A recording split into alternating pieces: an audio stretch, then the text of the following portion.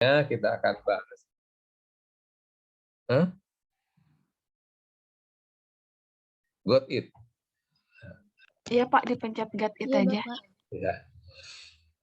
Ya ini ya anatominya kita akan bahas sekarang itu adalah mulut, dari mulut ya. Mulut, faring, oesophagus, ventriculus atau lambung atau gaster, intestin atau usus halus, kolon atau usus besar. Oke. Jadi definisinya adalah bahwa sistem pencernaan adalah sistem organ dalam manusia yang menerima makanan, mencernanya menjadi nutrien dan energi, serta mengeluarkan sisa proses tersebut melalui anus. Ya. Nah, ini gambarnya kira-kira seperti ini. Sistem pencernaan ini yang ada disebut apa ini, yang paling atas parotid gland, nanti itu akan bahas. Sublingual gland juga kita akan bahas. Submandibular gland, gland itu adalah kelenjar ya. Gland itu kelenjar, itu nanti akan bahas karena itu termasuk ke dalam pencernaan. Lalu ini adalah esophagus, ya, jadi dari mulut dimakan, ditelan melalui esophagus, terus ke stomach atau lambung, lalu ke duodenum itu adalah usus kecil, terus ke yeyunum dan akhirnya ke kolon, ya, dan keluar lewat anus. Itu kira-kira perjalanan makanan. Nah, lebih apa namanya? Lebih simpelnya lagi bahasa Indonesianya ini adalah ya slide selanjutnya itu ada rongga mulut paling gampang ya. Terus ada kelenjar ludah. Nah, tadi kelenjar ludah tadi ada submandibula, ada parotis gitu. Ada kerongkongan yang disebut esophagus tadi, kerongkongan, hati, lambung, di lambung belakang lambung ada pankreas, lalu ada usus halus, usus besar dan anus. Nah, itu yang lebih singkatnya itulah. Kita lanjutkan dengan mulut ya, rongga mulut. Mulut ini terdiri dari bibir. Yang kedua adalah vestibula. Vestibula itu adalah rongga atau ruang. Kalau kita menutup mulut, bibir, nah ruang antara bibir dan gusi atau ruang antara pipi dan gusi. Ya, itu namanya vestibula. Lalu di gusi ada gigi, anak-anak 20, dewasa 32. Gusi, lalu lidah, berfungsi mengaduk dan mendorong makanan ke faring. Tadi faring itu oesophagus ya, kerongkongan ya. Selanjutnya, mulut adalah bagian pertama dari saluran cerna yang menerima makanan. Jadi, mulut terdiri atas dua bagian, yaitu tadi V1 vestibula, yaitu ruang antara gusi, gigi dengan bibir dan pipi. Jadi ya gusi kan menempel gigi. Nah, ruang antara gusi dan gigi dengan pipi atau bibir itu namanya disebut vestibula. Nah, ini selanjutnya mulut ya, kita lihat. Ini adalah bahasa Inggris ya. Mouth oral cavity itu jadi rongga mulut, lips itu adalah bibir ya. Terus gingiva atau gum itu adalah gusi, ya. Hard plate itu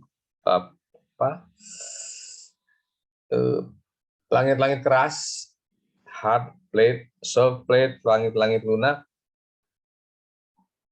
Itu adalah gigi, dan selanjutnya ini adalah gigi anak. Ya, gigi anak ada tadi 20. Yang tidak ada itu di gigi anak itu adalah premolar, dan geraham. Ya. Terus selanjutnya itu gigi anak, ini adalah gigi dewasa. Nah, ini gigi dewasa, ya. Gigi dewasa ini. Oke, itu adalah mengenai mulut. Ini gigi dewasa yang terdiri 32 tadi. Terus kita ke rongga mulut bagian dalam, yaitu rongga mulut yang dibatasi oleh tulang maksilaris. Maksilaris itu adalah tulang ini nih, maksilaris ya. Tulang pipi nih, maksilaris ini kan tulangnya yang bersatu nih, ini sama rahang atas. Maksilaris itu rahang atas. Jadi rongga mulut yang dibatasi oleh tulang maksilaris atau rahang atas, palatum itu langit-langit, dan mandibularis itu adalah rahang bawah. Ya, ini. Lalu jadi yang dia batasi oleh rahang atas, langit-langit, mulut, mandibula adalah rahang bawah. Di sebelah belakang bersambung dengan paring ya, paring tadi. Oke, selanjutnya ini. Nah, jadi kalau dilihat ini ada lips, itu adalah mulut, bibir, jaw, gigi ya. Terus palat itu adalah langit-langit, oral cavity itu adalah ruang mulut, tang itu adalah lidah.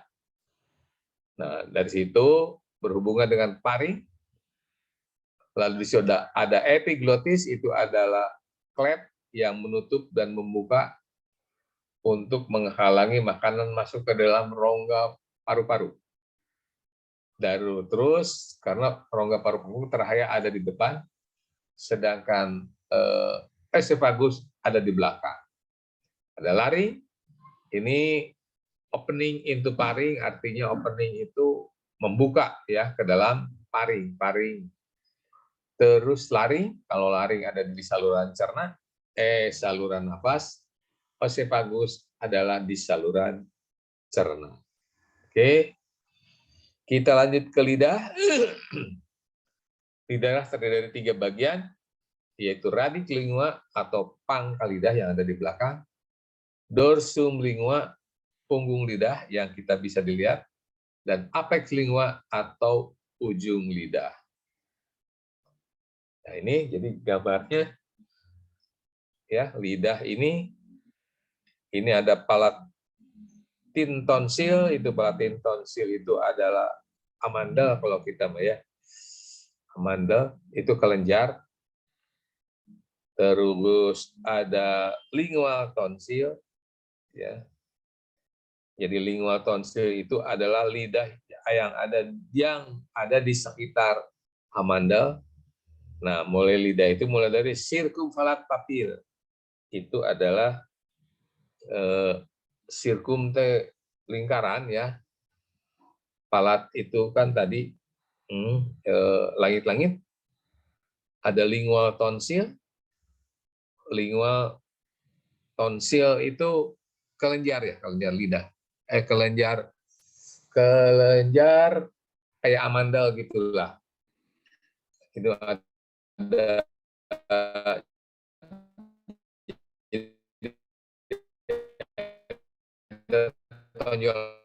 tonjolan, tonsil, papila, garis-garis, tonjolan di pinggir yang berupa garis-garis, ada poliform papil, itu adalah filiform, itu tonjolan kecil-kecil seperti fili gitu, dan fungiform itu tonjolan yang seperti ujung jamur, bentuknya dari bentuk ya. Terus fungsi lidah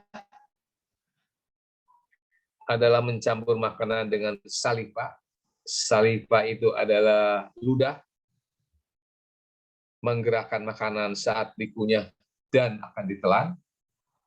Lalu pengecapan dan untuk bicara ya.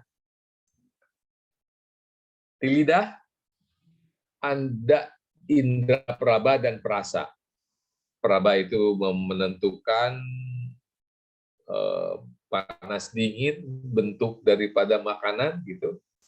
Ya, sedangkan perasa itu ada asin di bagian lateral anterior, lateral pinggir, anterior itu depan, jadi tidak di pinggir bagian depan, manis di bagian ujung lidah, ya anterior, depan berarti anterior lidah, asam bagian lateral posterior lidah di belakang, jadi di belakang yang asin. Jadi mula-mulanya yang ujung lidah paling depan adalah manis, lalu adalah asin, lalu asam, dan paling belakang adalah pahit ya untuk medio posterior. Medio itu tengah, jadi pengecap rasa pahit, asin, asam, ya ini terbalik nih ya. Terus ini ya bagian-bagian pengecapannya. Lalu nah ini terdapat 3 kelenjar di rongga mulut. Kelenjar ini menghasilkan saliva atau ludah atau air liur. Yang pertama adalah parotis yang paling besar di sini, tempatnya di belakang, di bawah depan telinga, ya, di antero inferior dari telinga di depan bawah telinga. Jadi di sini ada submandibula terdapat di inferior posterior rongga mulut, jadi submandibula itu ada di sini. Kalau kita pijit di sini ada apa namanya jelilan sebesar gini nih, ya. Nah, sebesar ginilah kira-kira. Kayak kacang ini 2 di sini. Sublingual itu adalah di bawah lidah. Jadi kalau ini lidah, di bawahnya itu ada kelenjar juga namanya sublingual. Jadi ludah ini dihasilkan oleh 3 kelenjar, yaitu parotis, submandibula, dan sublingual. Ketiga kelenjar itu menghasilkan saliva atau ludah, ya, kelenjar ludah. Ini kira-kira tempatnya, yaitu parotid tadi yang di sini, parotid, parotis, yang sering gondongan ya, parotid. Terus submandibula di sini dan sublingual di bawah lidah. Oke. Fungsi saliva memudahkan makanan dikunyah dan dibentuk menjadi bolus. Jadi makanan yang sudah masuk ke mulut namanya bolus. Ya, makanan yang sudah masuk ke mulut namanya bolus. Fungsinya kedua, mempertahankan bagian mulut dan lidah tetap basah sehingga lidah mudah bergerak saat bicara. Ya, jadi itu. Yang ketiga, mengandung enzim pitialin yang mengubah zat tepung menjadi glukosa. Nah, jadi kalau kita makan, kata orang tua dulu itu kalau mengunyah itu minimal berapa ya? 40 kali kunyah katanya kalau makan itu. Itu artinya memberikan kesempatan terhadap enzim pitialin untuk merubah zat karbohidrat menjadi glukosa. Makanya kalau kita makan nasi, kita kunyah terus sampai lama, nanti lama-lama akan terasa manis. Karena nasi itu sudah diubah menjadi glukosa. Glukosa ini rasanya manis, diubah oleh enzim pitialin. Jadi kalau makan itu yang bagus adalah jangan asal kunyah terus telan, kalau bisa dikunyah dengan bagus agar glukosanya sudah diubah agar karbohidratnya nasinya diubah menjadi glukosa, dan glukosa inilah yang akan diserap oleh tubuh. Keempat, sebagai zat buangan seperti asam urat. Jadi asam urat itu bisa lewat ludah keluarnya. Maaf. urea, dan berbagai zat lain seperti obat, virus, dan logam dieksersi ke dalam saliva. Jadi saliva ini merupakan alat pengeluaran juga. Ekskresi. Fungsi dari saliva adalah selain mencerna karbohidrat, juga membasahi bolus agar mudah ditelan. Bolus itu dari makanan ya. Lalu pengeluaran saliva dirangsang oleh fisik, kimia, dan neurogen. Jadi pengeluaran saliva, pengeluaran air liur ini dirangsang oleh fisik. Kalau fisik itu adalah kalau ada makanan yang masuk ke mulut, itu keluarlah saliva. Kimia, misalnya kalau kita makan sesuatu, itu salivanya lebih banyak keluarnya. Contohnya kalau kita garam dimasukkan ke mulut, nah itu kan keluar salivanya lebih banyak. Dan neurogen itu pikiran. Jadi kalau kita sekarang memikirkan pengen bakso, itu kan tiba-tiba keluar air liurnya. Itu adalah neurogen. Ya.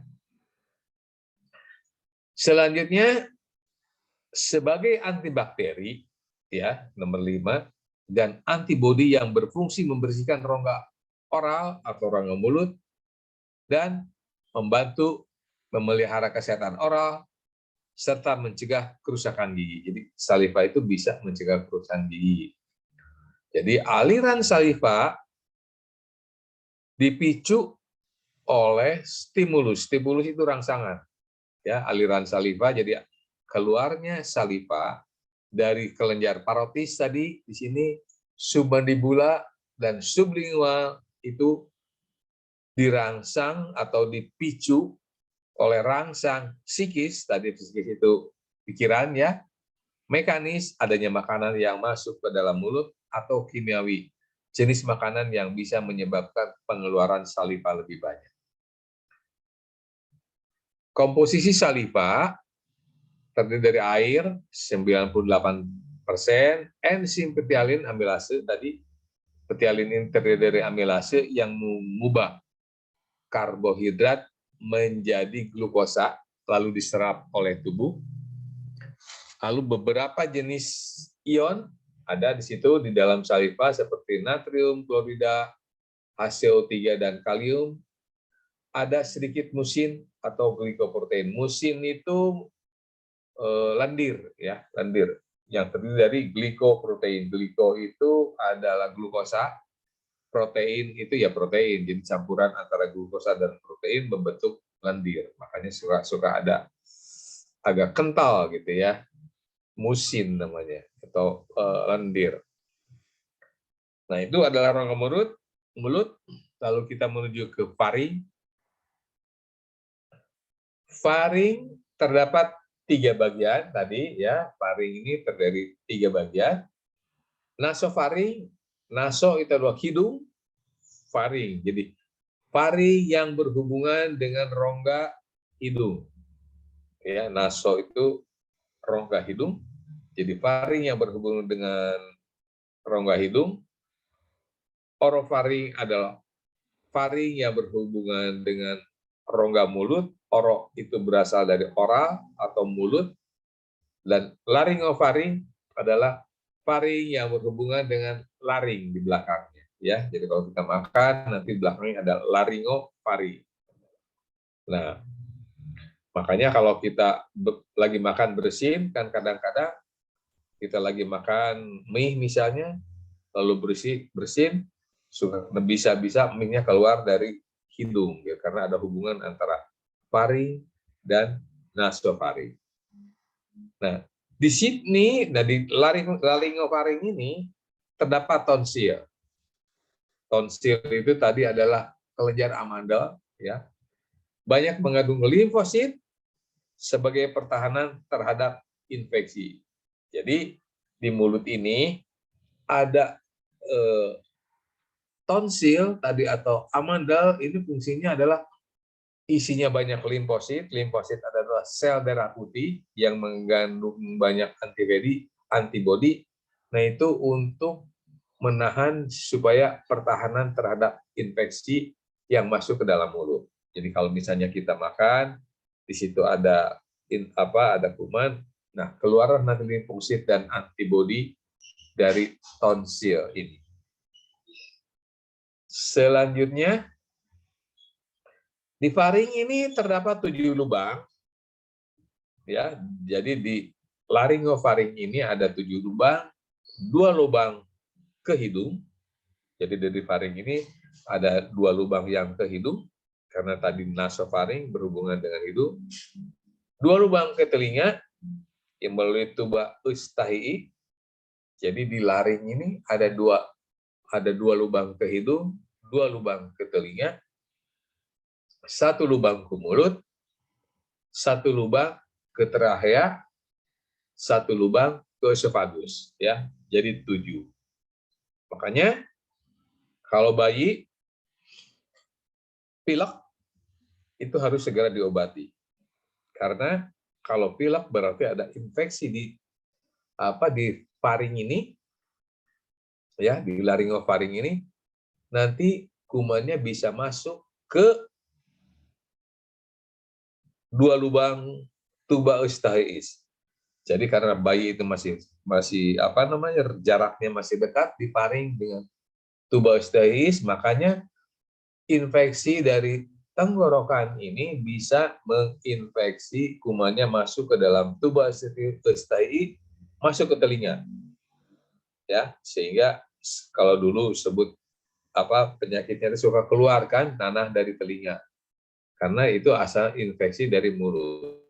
Tapi kalau sudah makin besar, jarak antara laring dan tuba eustahiisnya jauh sehingga jarang menyebabkan congen ya kalau dulu.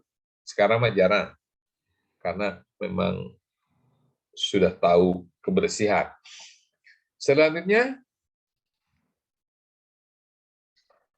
laring. Tadi satu lubang esophagus. Laring atau esophagus itu adalah saluran yang berhubungan mulut dengan lambung atau gaster. Ya. Terdapat persilangan antara jalan nafas dan jalan untuk makanannya. Tadi ada epiglottis tadi, nah di situ ada persilangan kalau makanan itu masuknya ke dalam belakang, sedangkan nafas ada ke depan. Makanya kalau sesek suka ada iklan-iklan yang ininya bolong ya. Itu adalah untuk menusuk jalan nafas. Kalau misalnya ada penyakit difteri itu akan menghalangi jalan nafas sehingga ada difteri itu ada membran itu lembaran yang menutupi trachea. Nah, karena menutup jadi nggak bisa nafas lewat hidung atau mulut sehingga dilubangilah di sini. Jadi nafasnya lewat trachea. Ya, jalan nafas masuk ke bagian depan dan jalan makanan ada di bagian belakang. Nah, ini gambarnya yang tadi ya. Gambarnya yang tadi. Selanjutnya, sudah itu kita bicara mengenai esofagus. Esofagus merupakan saluran yang menghubungkan rongga mulut dengan ventriculus atau gaster atau lambung, ya, ventriculus, gaster atau lambung. Nah, ini ada dinding esofagus. Ini mah anatomi sih ya, dinding esofagus terdiri dari 4 lapis, yaitu lapisan mukosa yang paling dekat lubang, lapisan mukosa, lapis di belakang mukosa ada submukosa, sub itu di bawah mukosa, submukosa berarti di bawah mukosa, lapisan muskularis otot, dan lapisan di belakang otot serosa. Kita lihat.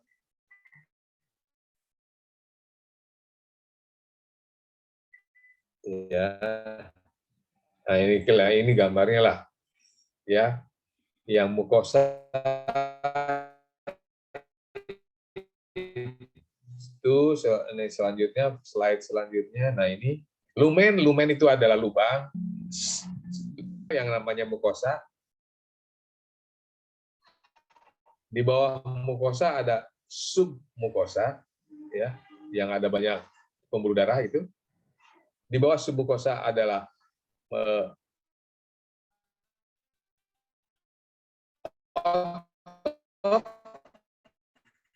Ya, lapisan otot itu ada muskul. Di luar otot itu adalah serosa yang disebut adventitia. Ya, jadi 4 lapis itu mukosa, submukosa, muskularis otot, dan adventitia atau serosa. 4 lapis. Terus fungsi dari oesophagus ini meneruskan bolus dari mulut ke gaster atau lambung. Ya. Terdapat gerakan peristaltik oesophagus yang mendorong bolus ke ventriculus. Jadi peristaltik itu gerakan yang mendorong makanan atau bolus dari mulut ke gaster, ke lambung. Kalau kita muntah, itu ada gerakan namanya antiperistaltik. Itu karena kita muntah ya. Nah, tapi kalau peristaltik dari gerakan dari mulut ke lambung. Kalau antiperistaltik ada gerakan dari lambung ke mulut sehingga muntah. Lalu panjang dari oesophagus ini sekitar 9 cm sampai 25 cm tergantung dari tinggi badan, gitu ya. Kalau tinggi berarti panjang oesophagus-nya. Diameternya kira-kira 2,5 cm. Ya, ini gambar peristaltik. Food itu makanan, oesophagus itu ada circular muscle contract.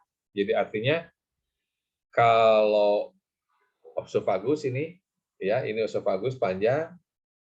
Oesophagus ini ototnya ada 2. Yang pertama adalah otot yang sirkuler. Sirkuler ini adalah yang melingkar. Ini ada otot yang longitudinal, yang panjang. Nah, yang sirkuler ini dia akan menekan oesophagus di belakang makanan. Sehingga kalau ini ada makanan di sini, di belakang makanan ini oesophagus ini akan menyempit sehingga makanan terdorong ke bawah. Terus begitu. Ya. Itu adalah akan meremijit sehingga makanan masuk ke dalam. Masuk ke lambung. Previous mouthful of food swallow. Jadi itu adalah makanan yang didorong oleh muscle contract tadi. Ya. Nah, di belakang makanan, otot yang melingkar ini akan menekan, sedangkan di depan makanan dia akan melebar, sehingga makanan bergerak ke bawah. Jadi makanan itu ditekan di belakang, di depan makanan, si otot yang melingkar ini akan melebar sehingga makanannya akan turun terus jatuh ke bawah. Gitu ya. Selanjutnya, nah ini ya, itu adalah ada peristaltik wave atau gelombang peristaltik yang belakang dari makanan itu menekan, itu bolus itu tetap di makanan, dan yang di depan dari makanan itu akan melebar.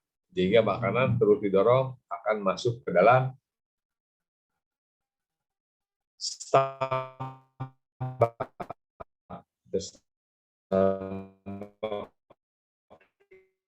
itu adalah lambung, ventriculus atau gaster atau lambung, ya ventriculus, gaster atau bahasa Inggrisnya lambung. Anatominya bagian-bagian dari lambung itu ada fundus ventriculi. Fundus ventriculi itu bagian depan, jadi tadi dari oesophagus kan masuk ke dalam lambung. Nah, lambung ini adalah fundus ventriculi. Lalu sesudah itu ada corpus ventriculi, itu adalah corpus itu badan dari lambung. Antrum filorus itu adalah ke belakang lagi, ya ke belakang lagi. Jadi fundus, corpus, dan antrum. Ada curvatura minor. Curvatura minor itu kan lambung ini gambarnya seperti gitu ya. Itu. Nah, yang depan itu curvatura minor itu adalah lengkungan kecil. Nah, ya. Lalu di belakang, kalau ini lambung, ini lengkungan kecil, ini lambung, ini adalah lengkungan besar. curvatura mayor, dan ostium cardiacum. Ostium itu lubang dari tempat masuknya makanan ke dalam lambung. Kita lihat, nah ini adalah lambung itu kira-kira di daerah situ. Makanya kalau orang yang gastritis atau mah ditekan itu sakit, itu karena adanya penyakit di lambung. Nah ini ya, kardia tadi kan ada bagian masuk dari oesophagus, masuk ke kardia, lalu ke fundus, itu adalah corpus, dan antrum pylorus tadi. Nah ini yang disebut curvatura minor, itu yang kecil, ini disebut plain curvatura. Ini adalah curvatura minor. Ya ini curvatura itu lengkungan, ini adalah lengkungan kecil, sedangkan curvatura mayor ini adalah lengkungan ini. Dari sini kan melengkung nih. Nah, itu adalah curvatura mayor, ini curvatura minor, ini lengkungannya. Gitu. Ya. Oke. Nah, ini bahasanya beda lagi. Ya. Selanjutnya, nah ini kayak ini kan, ini adalah laser curvatura atau curvatura minor kecil, lengkungan kecil ini, dan lengkungan besar ini kan greater curvatura, ini adalah melengkungkan, ini lambung ini melengkung gitu. Ya, itu. Ini yang lain-lainnya adalah fundus tadi, serosa itu bagian luar, terus ada mulut otot, muskularis itu ada longitudinal yang searah lambung, ada sirkuler yaitu yang melingkari otot yang melingkari lambung, ada yang searah lambung ya. Terus ada obliger, itu adalah yang miring ya. Mukosa lambung ini terdiri rugai itu adalah lekukan gitu, banyak lekukan dan seterusnya. Nah, ini gambarnya selanjutnya. Terus selanjutnya gambar selanjutnya. Nah ini ya lambung. Nah ini bahasa Indonesia lambung. Di sebelah kiri lambung ada limpa yang pada penyakit tipes itu limpanya membesar sehingga bisa teraba. Kalau normal tidak teraba, tapi kalau misalnya tipes atau malaria biasanya limpanya besar dan teraba. Terus tadi ini kerongkongan bagian perut ya, terus lambung itu adalah dinding lambung seperti itu. Ini mah hanya gambar aja ya. Kardia dan pylorus. Nah, jadi di kardia itu yang paling awal masuk ke lambung, dan pylorus adalah bagian belakang yang berhubungan dengan usus halus. Mukus ini terdapat kelenjar yang menghasilkan mukus alkali. Gunanya untuk melindungi dinding ventriculus dari sifat korosif asam lambung. Nah, kan? Jadi lambung ini kan tadi melengkung gitu ya. Kardia itu bagian atasnya yang berhubungan dengan esophagus, dan pylorus itu bagian yang berhubungan dengan usus. Nah ini adalah mempunyai kelenjar di ujung atas, ujung bawah itu mempunyai kelenjar yang bersifat basah. Sedangkan di tengahnya itu adalah mengandung kelenjar yang mengeluarkan asam lambung. Asam lambung ini akan menyebabkan luka atau korosif. Korosif itu kalau korosi itu apa ya, kalau bahasa ini yang sering kita dengar, kalau korosif itu seperti karat gitu. Tapi karat itu berarti kan rusak. Jadi asam lambung ini kalau berhubungan dengan dinding lambung tanpa ada bagian yang basah, maka dinding lambung ini akan rusak oleh asam lambung, sehingga yang penyakit MAH itu ya karena dinding lambungnya luka disebabkan oleh asam lambung, sehingga suka terjadi perih dan sakit karena asam lambungnya melukai dinding lambung. Untuk mencegah itu makanya ada kelenjar di atas dan di bawah lambung itu menghasilkan basa, sehingga akan melindungi dinding lambung dari asam lambung. Oke, ini adalah gambar asam lambung, dinding lambung. Jadi dinding lambung ini seperti ini gambarnya. Ya, banyak lipatan-lipatannya. Ini kalau diperbesar lipatannya, ya. Terus, ya, ini adalah diperbesar tadi gambar yang kecil. Kalau diperbesar seperti itu. Terus bolus yang sampai di ventriculus atau bolus atau makanan yang sampai di ventriculus atau di lambung namanya menjadi chyme atau chymus. Jadi dari makanan dari mulut bolus turun ke bawah ke esofagus sampai di lambung namanya chyme. Ya, namanya makanan itu chyme. Fungsi dari ventriculus atau fungsi dari lambung pertama menampung makanan, mencampur, serta mencerna. Jadi kalau makanan masuk ke dalam lambung nanti dicampur dan dicerna oleh chymus di lambung. Ya, mencerna chymus, ya, mencerna chymus. Produksi mukus, jadi lambung pun menghasilkan mukus yang tadi itu kelenjar, mukus itu kan lendir yang dihasilkan oleh bagian kardia bagian atas dan pilorus bagian bawah. Produksi faktor intrinsik, nah produksi dari intrinsik atau produksi dari lambung itu yaitu glikoprotein yang disekresi sel parietal dan vitamin B12 didapat dari makanan yang dicerna di lambung dan terikat pada faktor intrinsik. Jadi ada faktor intrinsik, salah satunya adalah B12 dihasilkan oleh lambung. Lalu mukosa lambung, ya, menghasilkan getah lambung yang berisi. Nah, mukosa lambung itu tadi adalah dinding lambung, ya, yang bagian tengah tadi menghasilkan HCl lambung. Itu namanya getah lambung.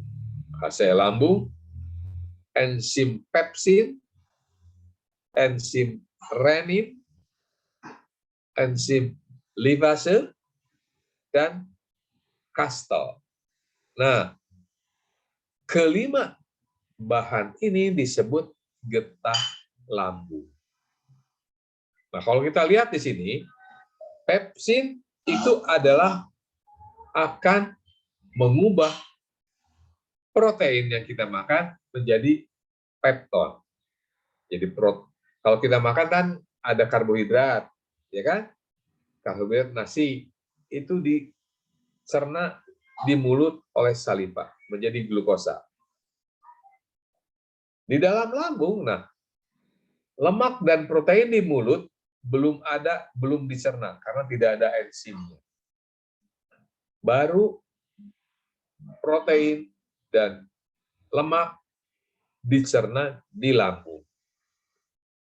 Ya. Untuk protein dicerna oleh pepsin. Jadi protein dicerna oleh pepsin akan menjadi pepton. Sedangkan renin itu adalah untuk mencerna susu. Lipase lambung adalah enzim, ya. Lipase lambung ini adalah enzim yang mencerna lemak menjadi asam lemak dan gliserol. Ya, ini. Dan enzim Kastel. Ini adalah nanti yang mengandung B12 tadi. Jadi di lambung itu tidak ada enzim yang mencerna karbohidrat. Di lambung yang bisa dicerna adalah protein dan lemak. Tidak ada enzim untuk mencerna karbohidrat. Yang mencerna karbohidrat adalah saliva di mulut. Jadi saliva yang masuk ke dalam lambung bersama bolus menjadi chymus ini, saliva yang masih ikut dengan bolus tadi, dia bisa masih mencerna karbohidrat di lambung. Jadi di lambung, karbohidrat dicerna oleh saliva, oleh air ludah. Jadi makanya kalau makan itu tadi, ya, lambung tidak mencerna karbohidrat. Oke, ini gambar ya susunan dalam lambung. Itu ada itu sel lendir, permukaan mengeluarkan lendir, atau lendir dari mukus tadi, ya, yang mengeluarkan mukus. Ini adalah gambar-gambar untuk melihatkan bahwa banyak sel-sel yang menghasilkan enzim tadi, ya, zat-zat yang ada di dalam getah lambung dihasilkan oleh sel-sel ini. Lalu sekresi getah lambung sama, ya, sekresi getah lambung dipengaruhi oleh fisik tadi, ada heme yang masuk ke lambung, kimiawi, ya, ialah hormon gastrin. Itu hormon gastrin ini yang dihasilkan nanti ada oleh di lambung, ya, kimiawi.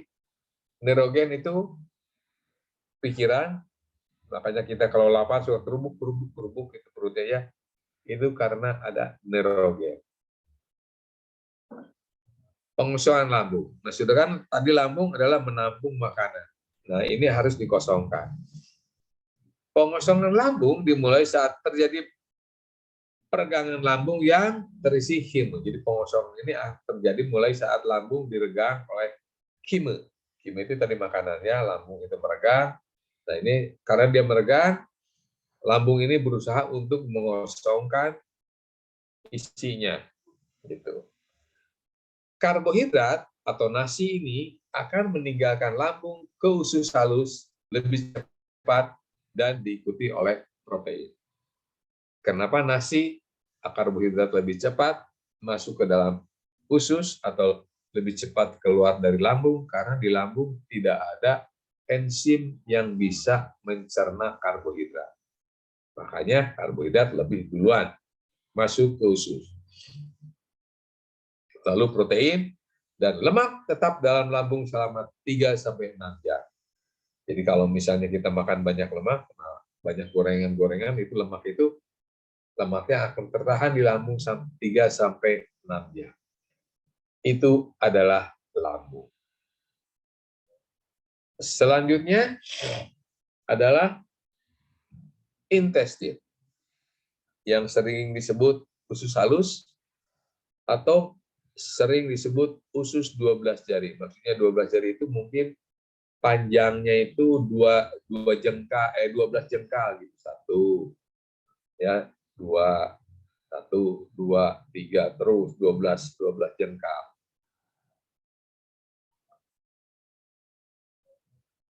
Intestin adalah saluran cerna antara lambung dan usus besar atau kolon. Ya. Jadi intestin itu adalah usus halus yang menghubungkan antara lambung dan kolon, usus besar. Intestin terdiri dari 3 bagian, yaitu duodenum yang berhubungan dengan lambung, yeyunum di tengah, dan ileum. Ileum ini yang berhubungan nanti dengan kolon. Jadi duodenum dari lambung ke duodenum, yeyunum, ileum. Ileum itu yang berhubungan dengan kolon atau usus besar. Bagian-bagiannya, ya. Gerakan yang ada di usus halus. Yang pertama peristaltik. Peristaltik itu kan mulai dari oesophagus ke lambung, lalu ke usus halus. Itu ada gerakan peristaltik yang dari pangkal mengurung ke akhir, gitu ya.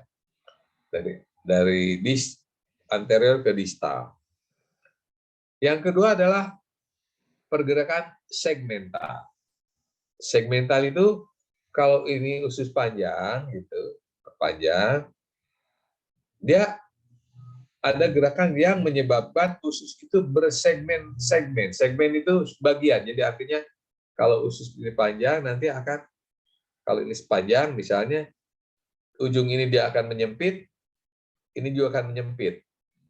Jadi seolah kalau ini usus panjang, pangkal menyempit,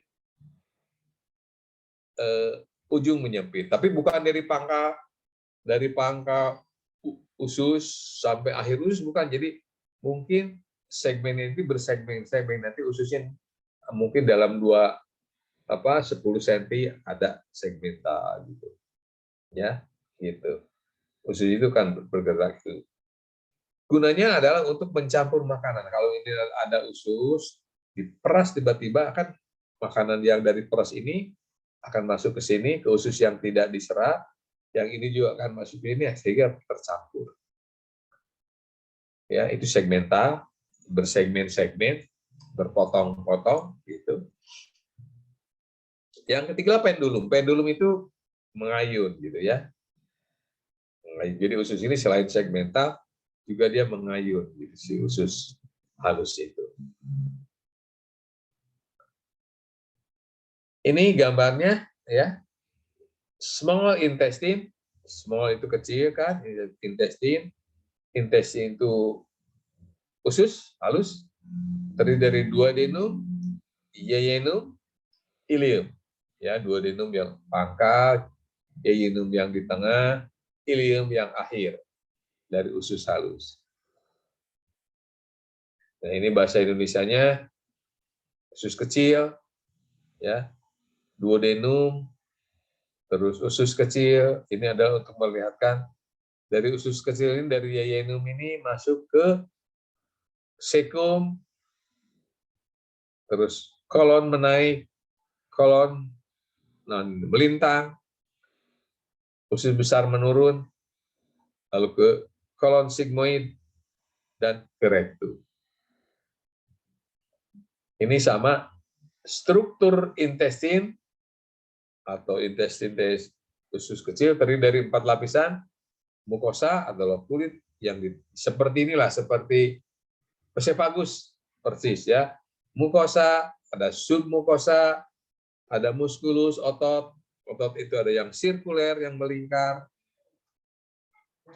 ada yang longitudinal, yang memanjang, dan serosa. Di luarnya adalah serosa atau adventitia. Ya, ini, ya gambarnya seperti ini, sama ya. Potongan melintang usus halus hampir sama dengan esophagus ya, potongan melintangnya. Mukosa, submukosa, otot, ada sirkuler dan longitudinal, dan adventitia, serosa.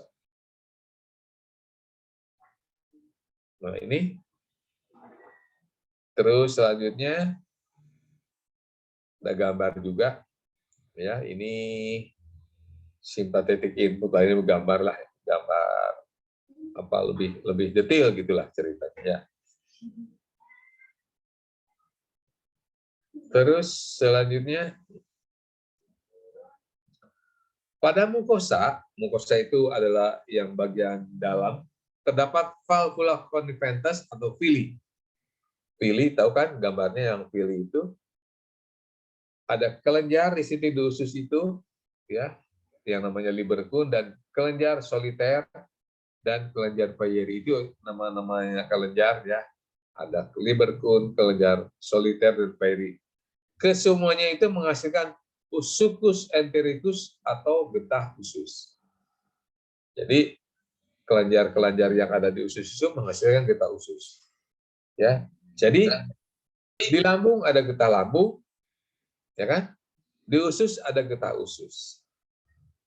Tadi getah lambung ada terdiri dari asam lambung, asam renin, terus pepsin, ya, lipase lambung, dan seterusnya. Nah, di usus juga sama. Usus juga karena ada kelenjar sehingga menghasilkan getah usus.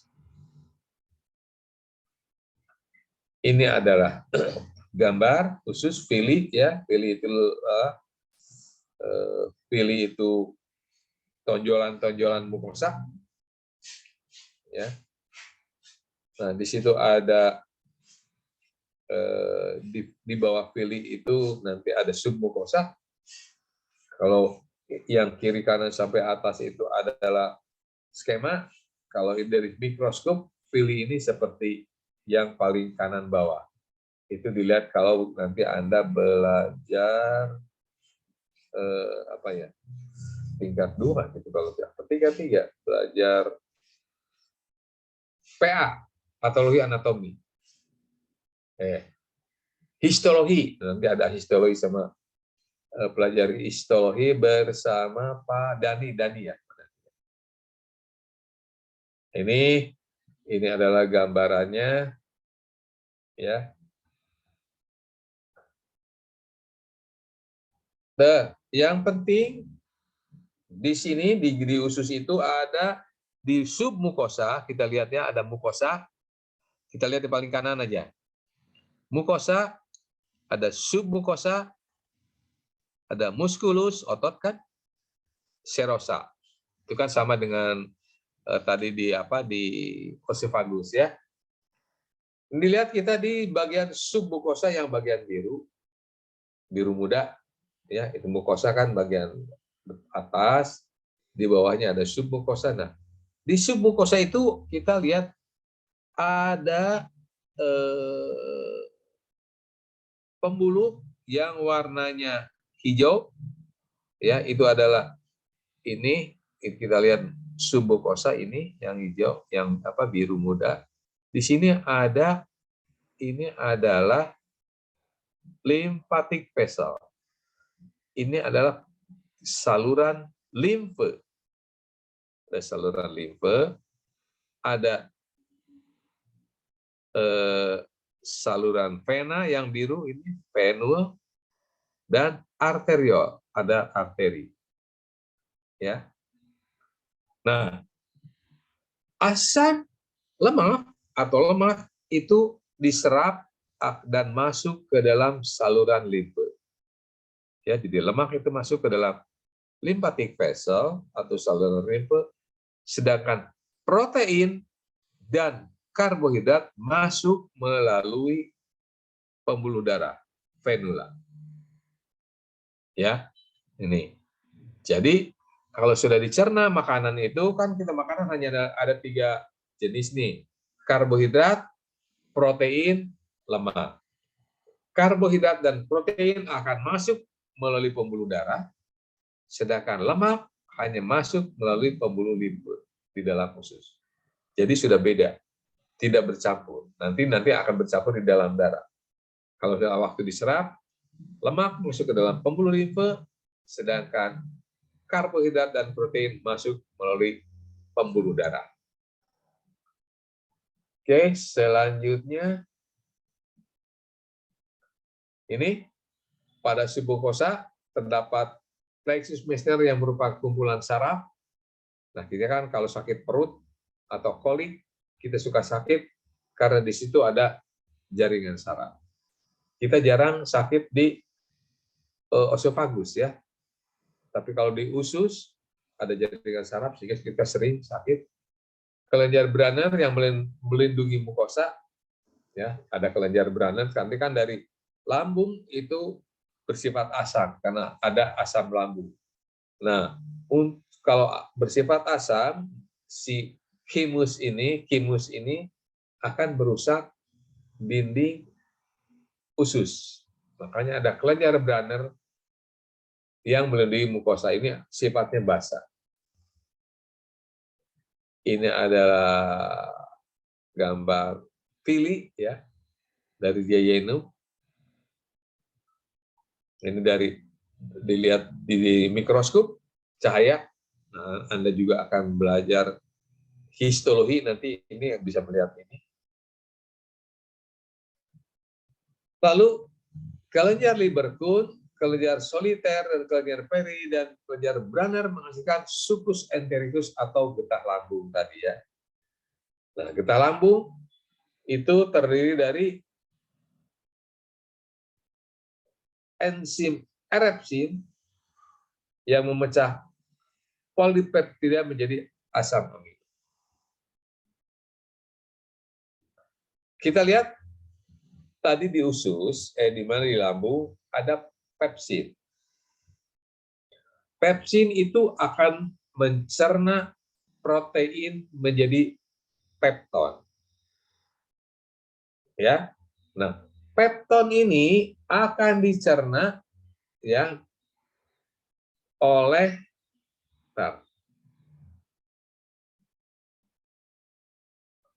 nih ya. Atau nanti kita satu-satu aja dulu ya. Jadi enzim RFC ini memecah polipeptida menjadi asam amino. Nah, asam amino inilah yang diserap oleh usus masuk ke dalam pembuluh darah. Ya, karena polipeptida diubah menjadi asam amino oleh RFC. Ada enzim laktase ini yang mengubah laktose menjadi glukose. Ada enzim galaktose, ini adalah yang kedua tiga itulah enzim karbohidrat. Keempat juga karbohidrat. Fruktose dan maltase yang memecah disakarida menjadi monosakarida. Jadi disakarida diubah menjadi monosakarida. Monosakarida itu adalah glukosa. Karena kalau disakarida tidak bisa diserap. Yang bisa diserap adalah monosakarida, yaitu glukosa. Proteinnya adalah asam amino yang bisa diserap, dan lemaknya adalah gliserol dan asam lemak. Enterokinase, nah ada enterokinase di usus itu mengaktifkan enzim tripsinogen pankreas menjadi tripsin. Jadi ini ada amilase usus, itu adalah untuk mencerna lemak yang belum dicerna oleh di lambung. Ya, amilase ini ada bukan ini amilase ini untuk mencerna karbohidrat, ya karbohidrat yang sama tadi glukose fruktose itu. Ada lipase usus ini memecah lemak menjadi asam lemak dan gliserol. Nah, sekarang perjalanan protein, pencernaan protein. Kalau karbohidrat, ya karbohidrat kan kita makan nasi di mulut dicerna oleh tialin menjadi glukosa. Di lambung tidak ada dicerna, masuk ke usus ada amilase usus, ada fruktose, itu karbohidrat semua menjadi glukosa nantinya. Lalu lipase usus untuk lemak, ada lipase lambung, ada lipase usus, itu adalah mencerna lemak. Nah, sedangkan protein di lambung, protein diubah menjadi pepton oleh pepsin. Ya, nah, dia masuk, pepton ini masuk ke dalam usus halus. Pepton ini dicerna oleh tripsinogen yang keluar dari pankreas. Tripsinogen ini diubah jadi ada enzim dari pankreas masuk ke dalam usus lewat duodenum. Di usus ini ada enterokinase. Enterokinase ini mengubah tripsinogen, karena tripsinogen ini tidak aktif, menjadi tripsin. Nah, pepton yang dari lambung ini dicerna oleh tripsin menjadi polisakarida. Ya, jadi polisakarida. Polisakarida ini nanti dicerna lagi oleh erepsin yang ada di usus tadi kan. Yang pertama itu enzim erepsin, dia memecah polipeptida menjadi asam amino. Ya, menjadi asam amino. Jadi pencernaan protein itu panjang. Makanya kalau kita makan banyak protein, daging misalnya, itu BAB-nya agak keras, agak lama. Ya, kenapa? Karena perjalanan pencernaan protein ini mulai dari protein diubah jadi pepton oleh pepsin, pepton ini masuk ke dalam usus, diubah oleh tripsin, ya menjadi polipeptida. Polipeptida ini diubah menjadi oleh erepsin menjadi asam amino. Nah, asam amino inilah yang baru diserap oleh usus. Itu. Jadi perjalanannya panjang. Perjalanan dari apa ya? Dari protein.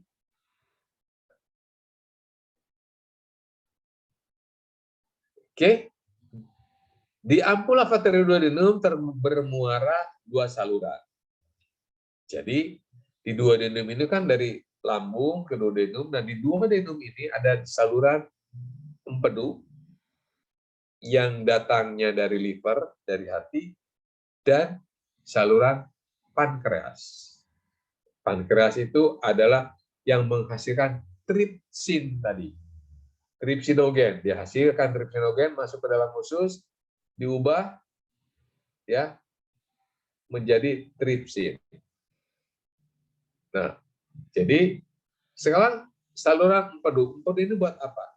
Empedu ini adalah untuk mengemulsi lemak.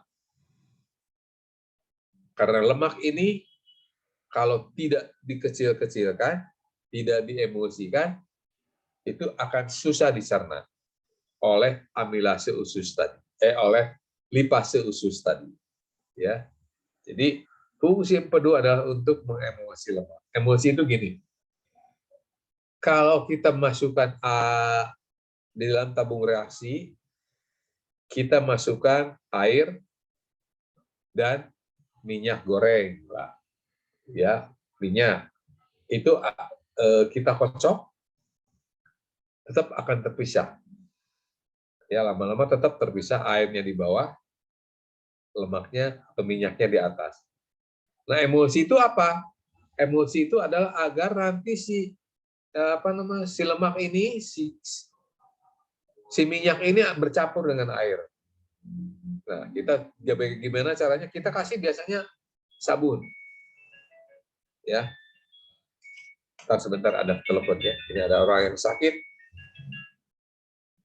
Assalamualaikum. Gimana, Lan? Ya. Salah.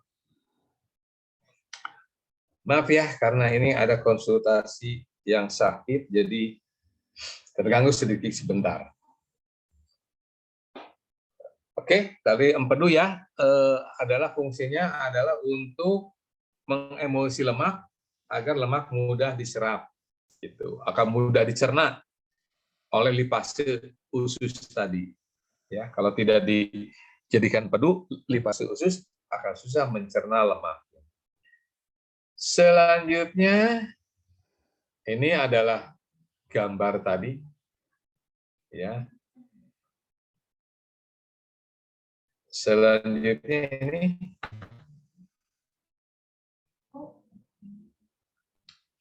ini adalah gambar gallbladder atau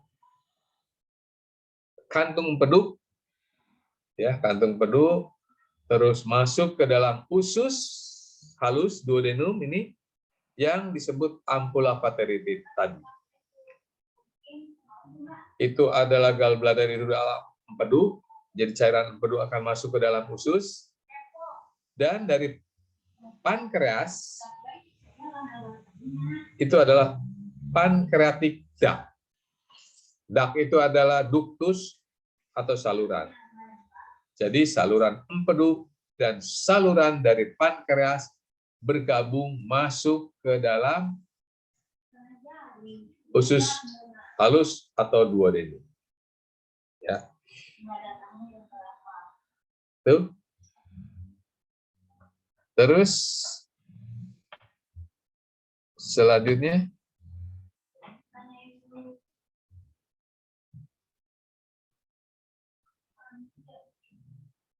ini bile from liver. Bile itu adalah empedu ya, empedu dari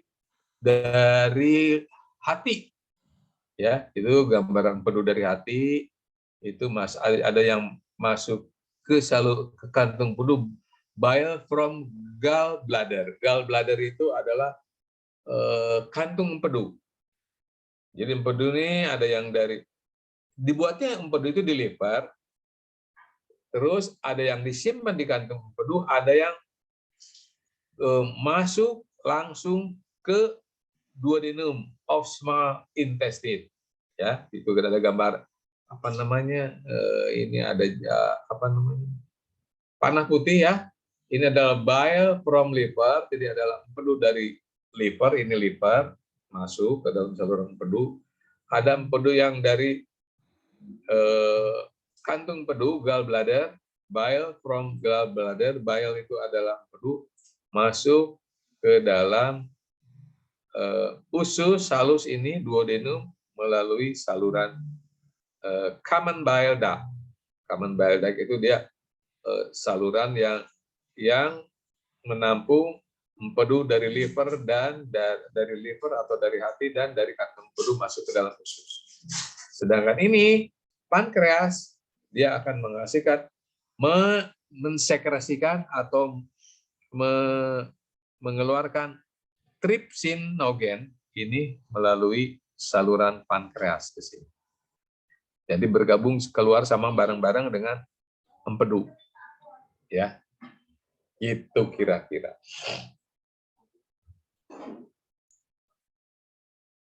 Selanjutnya, cairan empedu akan mengemosi lemak. Ya. Nah, cairan empedu akan mengemosi lemak. Tadi kan akan memecah lemak menjadi kecil-kecil, emosi. Enzim dari pankreas, nah itu kan yang jadi itu empedu yang masuk ke dalam usus. Sekarang dari pankreas yang masuk ke usus itu adalah amilase, mencerna karbohidrat menjadi disakarida. Kedua, lipase. Amilase ini kan banyak, tadi ada galaktose, fruktose gitu masuk ke dalam amilase, dia mencerna karbohidrat menjadi disakarida. Lipase mencerna lemak menjadi asam lemak dan gliserol. Tripsin akan mencerna pepton yang dihasilkan oleh lambung tadi karena protein dicerna oleh lambung menjadi pepton oleh pepsin. Nah, tripsin mengubah pepton menjadi polipeptida. Selanjutnya, tadi kan polipeptida oleh erepsin diubah menjadi asam amino. Ya kan, gitu ya. Absorpsi makanan, hasil dari kerja enzim pencernaan yang berupa asam amino dan glukosa, asam amino dan glukose masuk ke dalam darah melalui kapiler. Yang tadi ya, yang di submukosa tadi. Jadi protein dan karbohidrat masuk melalui kapiler atau pembuluh darah. Sedangkan asam lemak dan gliserol masuk melalui lakteal tadi, saluran limfe yang warnanya hijau tadi. Jadi beda. Kalau hasil pencernaan akhir, protein dan karbohidrat masuk ke dalam pembuluh darah, sedangkan asam lemak dan gliserol masuk melalui saluran limfe. Nanti saluran limfe akan masuk ke dalam vena. Ya. Selanjutnya, pencernaan protein memerlukan waktu yang panjang. Ya, karena protein dipecah menjadi pepton oleh pepsin di lambung. Lalu pepton ini masuk ke dalam usus halus, dipecah menjadi polipeptida oleh tripsin. Tripsin itu datangnya dari pankreas, ya. Tripsin ini datangnya dari pankreas yang asalnya tripsinogen. Ya, diubah jadi aktif jadi tripsin. Nah, tripsin ini memecah pepton menjadi polipeptida. Poli itu banyak, ya. Lalu polipeptida ini dipecah menjadi asam amino oleh erepsin. Erepsin ini adalah salah satu dari getah usus tadi. Ya kan, getah usus kan tadi macam-macam. Ya, salah satunya adalah erepsin. Dia akan memecah polipeptida menjadi asam amino. Nah, asam amino ini baru bisa masuk ke dalam pembuluh darah. Fungsi dari intestin adalah mencampur, ya tadi kan mencampur kime tadi, dicampur dengan karena ada gerakan segmentasi, peristaltik, dan pendulum. Sedang mencampur, mencerna, dan mengabsorpsi hasil cerna makanan. Jadi sudah dicerna menjadi hasil akhir, lalu dia diserap ya oleh usus tadi. Terdapat 3 gerakan di intestin, yaitu peristaltik, segmental, dan pendulum yang tadi itu ya. Oke, itu adalah intestin. Ada yang mau tanya?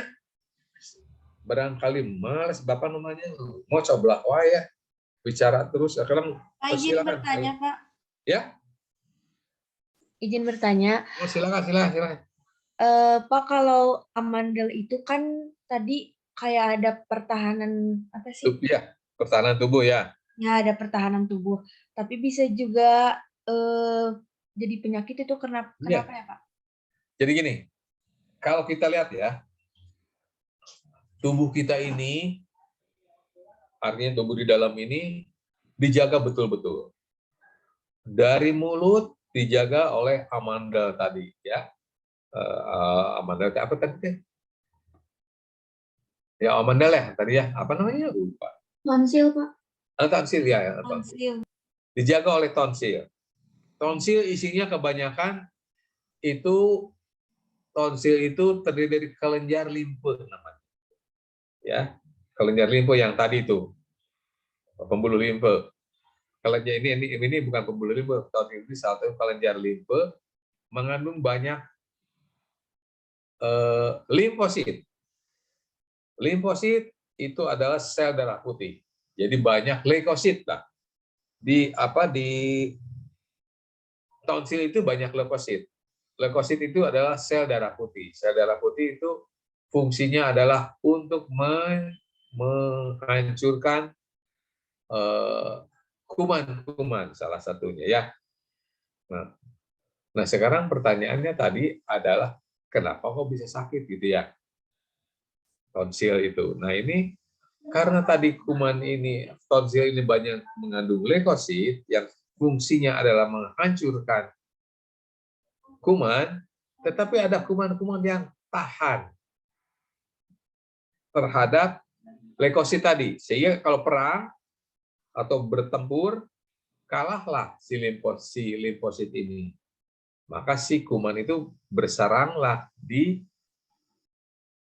tonsil tadi, di amandel tadi. Nah, karena ada penyakit atau kuman yang bersarang di amandel tadi, maka si tonsil ini akan memproduksi banyak leukosit.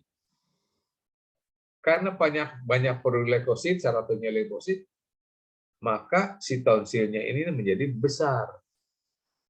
membesar. Kenapa? Dia itu menghasilkan banyak leukosit untuk membunuh kuman yang ada yang masuk tadi di tonsil. Tetapi kuman ini kan kuat gitu. Jadi tetap infeksi, kadang-kadang sakit kan, nelan merah gitu si tonsilnya itu. Nah, karena dia juga kelenjar menghasilkan leukosit, dia akan terus menghasilkan leukosit. Sehingga si amandel ini akan terus membesar. Lama-lama dia akan menutupi saluran nafas sehingga sesak. Salah satunya adalah diambillah kan amandelnya. Gitu. Itu ceritanya. Nah, selanjutnya ada yang nanya, silakan apa aja yang ditanyain. Izin bertanya, Pak. Makasih, Silakan. Pak. Ya.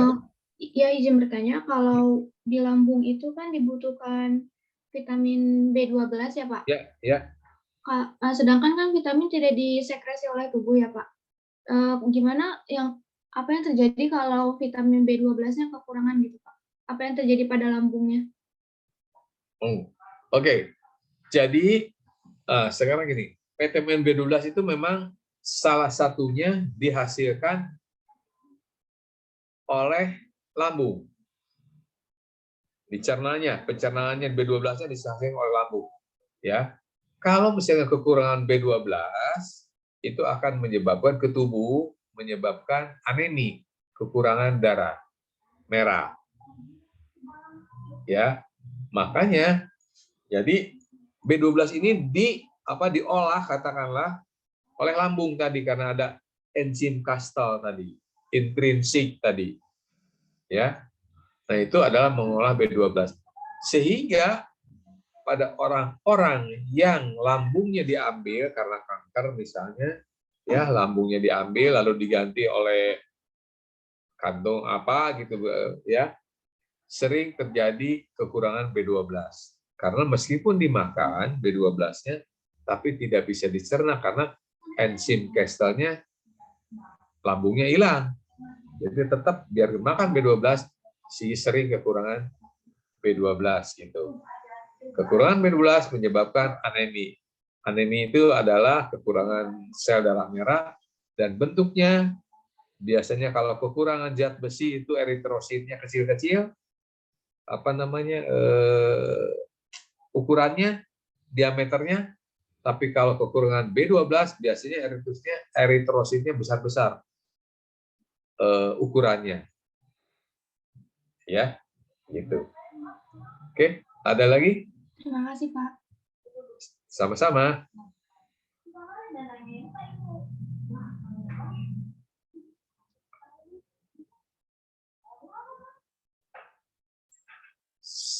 Intermezzo ini hasil UTS bagus-bagus ya? Bagus-bagus. Alhamdulillah, Pak. Alhamdulillah. Paling kecil teh berapa? 68 gitu ya? Oke, ada lagi? Kalau tidak ada, kita lanjutkan ke kolon ya.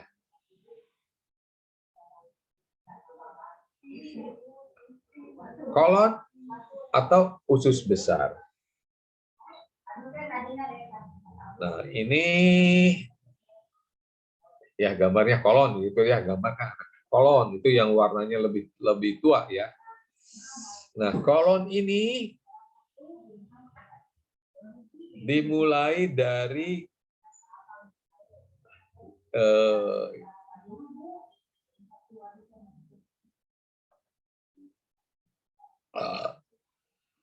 selanjutnya dari ini kolon dimulai dari ileocecal. Ileo itu dari ilium. Ilium itu kan usus kecil. Kan tadi ilium usus kecil ada duodenum, yeyunum, ilium.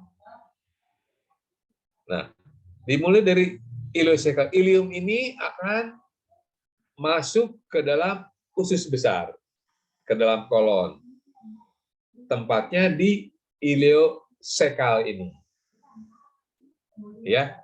Jadi tadi usus besar kan, usus kecil masuk nanti ke dalam usus besar.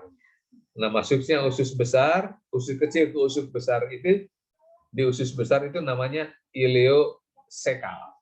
Ileo itu berasal dari ileum yang masuk ke dalam Sekum. Sekum itu adalah awal dari kolon.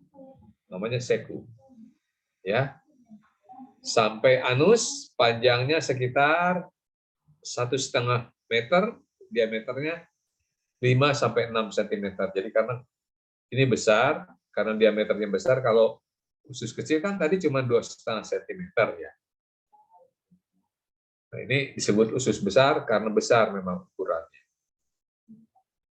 Nah, kolon ini, usus besar ini terdapat refleks gastrokolik. Gastro itu adalah lambung, gaster, kolik itu dari kolon.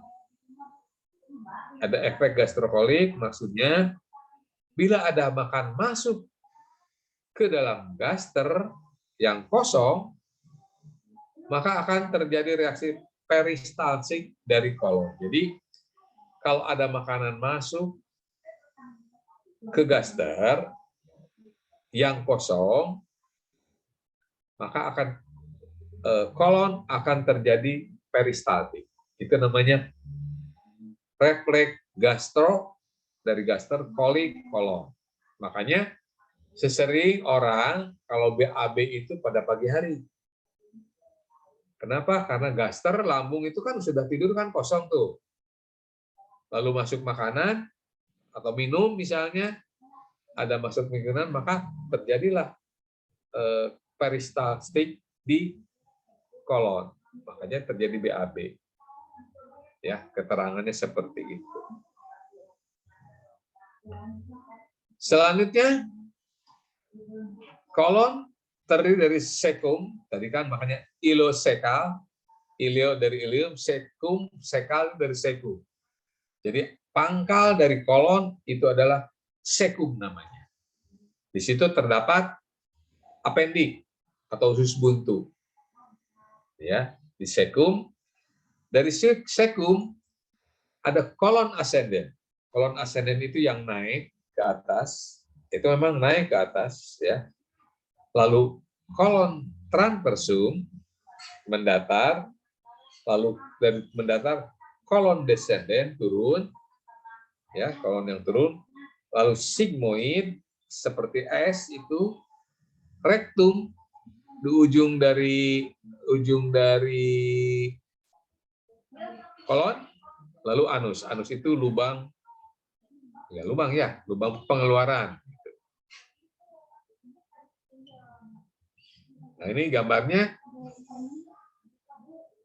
sekum warnanya kuning gitu ya. Ini adalah pangkal dari kolon, namanya sekum. Ya, ini gambarnya. Coba slide selanjutnya. Nah, ini sekum itu pangkal dari kolon. Karena ini adalah yeyenum, ini usus halus ya, yeyenum masuk ke dalam sekum. Ini adalah apendik atau usus buntu. Ya. Ini apendik atau usus buntu ada di sekum. Lalu dari sekum ini kolon ascendent atau naik, yang naik. Ini adalah kolon transversum atau kolon yang mendatar. Lalu adalah ini kolon descendent atau kolon yang menurun, usus besar yang turun. Kalau ini yang naik, ascendent, descendent turun. Ini sigmoid, ini seperti S katanya, huruf S gitu. Ya, ini sigmoid. Nah, biasanya kotoran ini ditampung di sini, ya, sebelum dikeluarkan. Lalu ini rektum, ujung dari usus besar, dan lubangnya ini adalah anus. Gitu ya. Itu adalah bagian-bagian dari usus besar.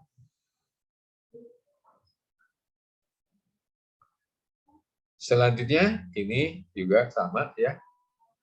Sekum. Di situ ada apendik atau usus buntu. Ascendent. Ya, ini ascendent. Transversum yang datar, descendent, sigmoid, rektum, anus. ya. Anus, lubang akhir anus, lubang awal mulut. Mulut mulut ya.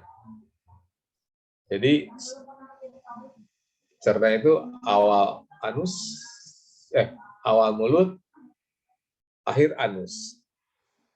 Oke.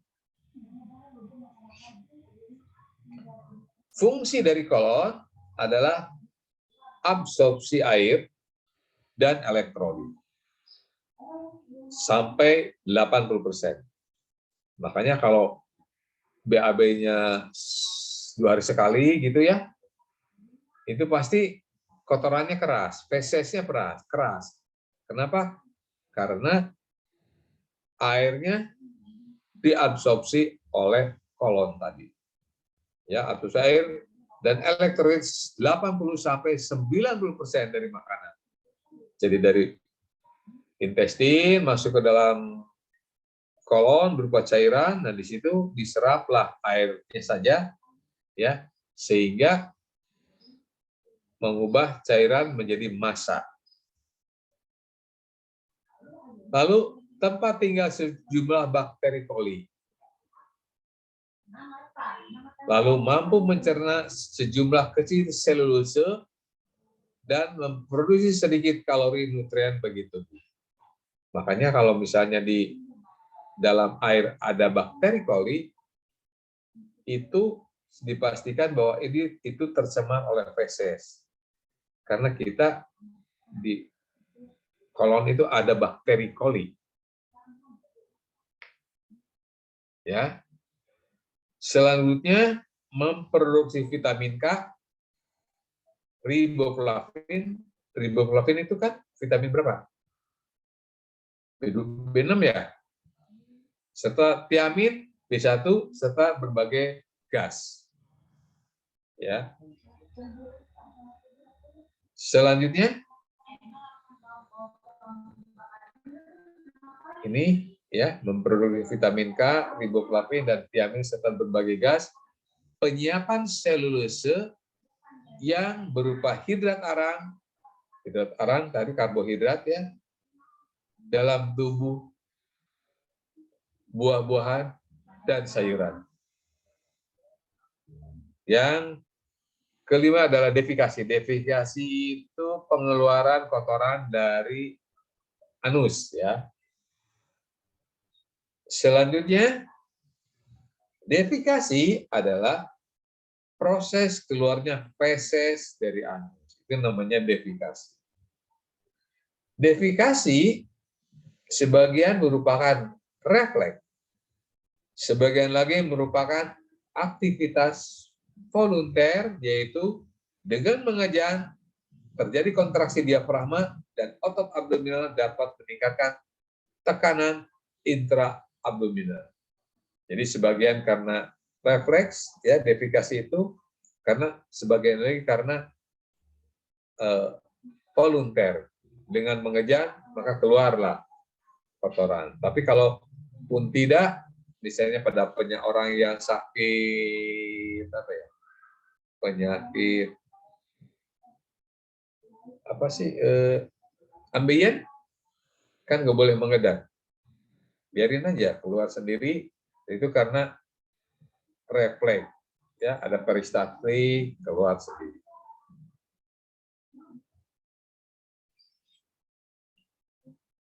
Selanjutnya, ini terjadi karena membukanya sphincter ani. Sphincter ani itu dari anus. Tadi anus itu ada sphincternya. Sphincter itu klep lah, ya. Jadi defikasi itu terjadi karena membukanya sphincter ani secara otomatis yang disebabkan oleh kenaikan tekanan di sigmoid bila mencapai 40 mm air atau lebih, gitu ya. Jadi kalau tekanan sigmoid naik, maka secara otomatis sphincter ani di anus itu membuka, maka keluarlah feses. Makanya pada orang yang diare sering terjadi peristaltik. Nah, peristaltik ini akan meningkatkan tekanan di sigmoid sehingga sphincter aninya terbuka. Sehingga orang yang sakit perut ya kan tidak bisa ditahan, tiba-tiba berceceran aja. Kita lari misalnya ke WC, nggak sampai ke WC udah keluar. Karena tidak bisa ditahan. Spektrum anehnya secara otomatis terbuka karena tekanan di sigmoid meningkat karena gerakan peristaltik dari usus besar tadi. Ya, gitu.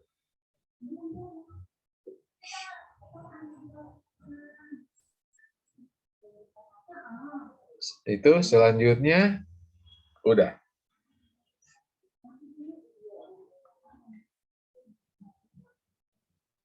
Oke, ada yang mau tanya? Bapak izin bertanya, Pak. Silakan. Kalau misalkan lagi makan gitu ya, Pak, terus Ya. tiba-tiba suka susah nelen, itu kadang dari pengaruh dari amandel atau emang dari si kerongkongannya tuh menutup tiba-tiba